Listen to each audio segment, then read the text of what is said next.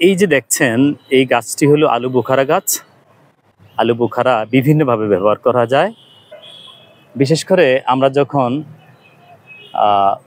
একটু উচ্চবিলাসী খাবার খাই, তখন কিন্তু আলু বোখারা সেখানে ব্যবহার করা হয়। আলু বোখারা ব্যবহারের ফলে খাবারের স্বাদ এবং গুণগত মান অনেকটাই বেড়ে যায়। আলু বোখারা বিদেশ থেকে আমদানি করে চাহিদা মেটাতে হয়।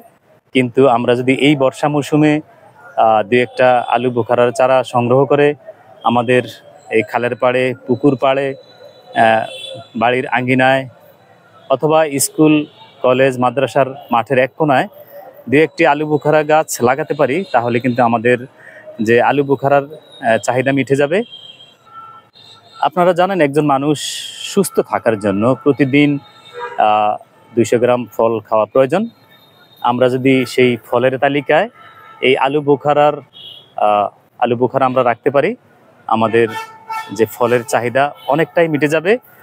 সেই সাথে সাথে যে বিদেশ থেকে আমদানি নির্ভরতা আমাদের অনেকটাই কমে যাবে, কারণ এই ফলটি আসলে অত্যন্ত জনপ্রিয় আর এর বাজার মূল্য কিন্তু অনেক বেশি।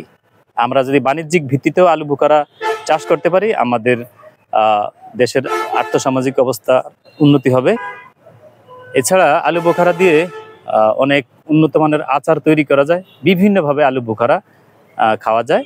তো আসুন আমরা কুমিল্লা হর্টিকালচার সেন্টার বা যে কোনো হর্টিকালচার থেকে আমরা আলু বোখারার গাছ সংগ্রহ করব, আলু বোখারার চারা সংগ্রহ করব, আলু বোখারা লাগিয়ে আমাদের খাদ্য এবং পুষ্টি চাহিদা আমরা পূরণ করব। এই যে দেখেন, পুরোটা গাছেই কিন্তু আলু বোখারা ধরে আছে। তো সবাই ভালো থাকবেন। আসসালামু আলাইকুম।